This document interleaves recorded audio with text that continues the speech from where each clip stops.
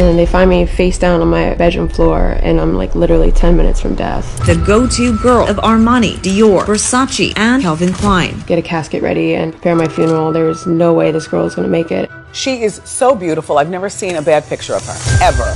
All of my friends were like, dude, you look horrible. You need to call your mom. And I'm like, okay. He's like, you're really sick. And there's no real reason for it. Lauren had this totally idyllic life. The doctors told my mother that there's no way that I was coming out of this. What's going on? Why is this 24-year-old girl dying right before our eyes? He said, well, does she have a tampon in? It came back as TSS1. Toxic shock syndrome. They just had no idea what was happening to me. I had a heart attack, I had 107 fever, all my organs were failing, and she's gonna need an amputation on her right leg. To hear that, you know, I'm 24 years old, I'm just a girl.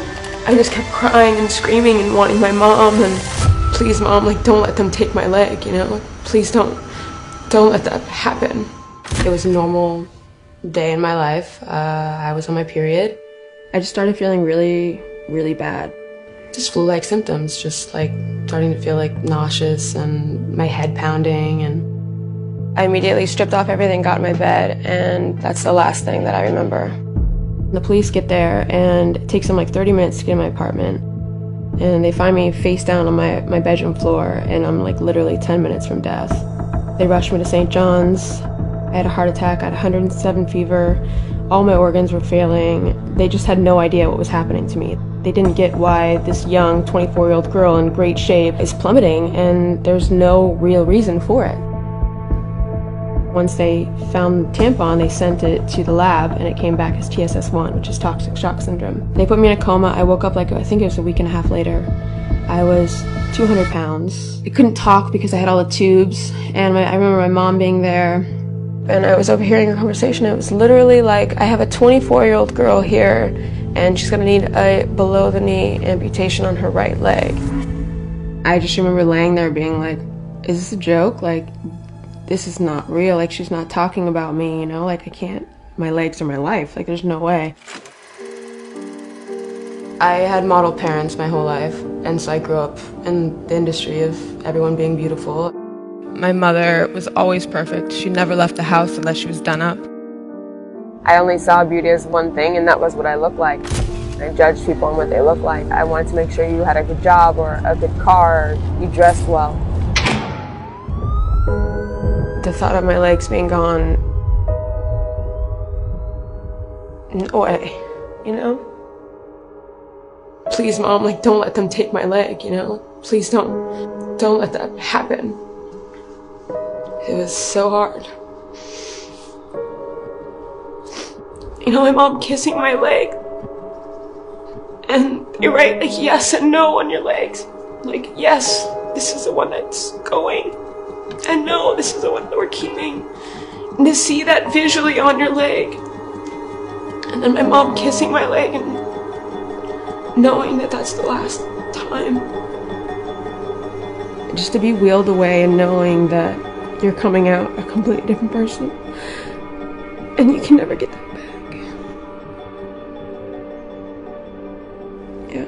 I didn't want to be around anyone. I didn't want anyone to know where I was. I didn't want anyone to know what really happened. I just did not want to live. What the hell do I do from here? Am I ugly? Am I disgusting? I'm ashamed of who I am. I'm no longer beautiful. I'm no longer that hot supermodel-esque, whatever you want to, you know, I'm not that girl anymore. What am I? Every single thing that I knew about myself was gone. At that time, I'd got an email from a girl named Jennifer Rovero.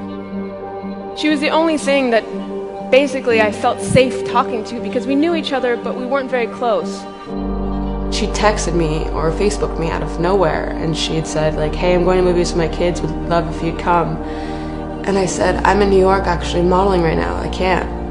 But really I was in my bed just trying to learn how to walk again. Because I just was so ashamed, and I was so scared of being rejected, because I lived my whole life as this other person. Here I am, physically, something is gone and missing. I can't change. I can't, you know, buy something that's gonna make my leg grow back. I kept going into physical therapy, trying to learn how to walk.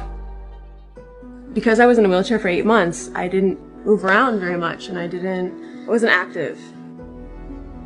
It takes like 150% more energy for me to walk than a normal person, so like it's jogging for me basically. I eventually made the decision to amputate my second leg because the damage was just too severe. I think I'm more beautiful now than I've ever been, inside and out. I was in Switzerland at the airport, and there was a little boy, and he was just staring at my legs. He literally kept looking at me and looking at his legs. And then he turned to his mom, he's like, Mommy, Mommy, can I have golden legs? That to me is beautiful. It's not about this. It's not about what we look like. It's about your heart. It's about what you leave on this planet when you're not here anymore. That's what's important, and that's what this life is about. See the worth in yourself and that you are beautiful, and the things that you may not like about yourself are probably the strongest attributes you have. If people just realize who they are in themselves and how beautiful their mind is, they'll be shocked. I'm Lauren Wasser. I am the girl with the golden legs.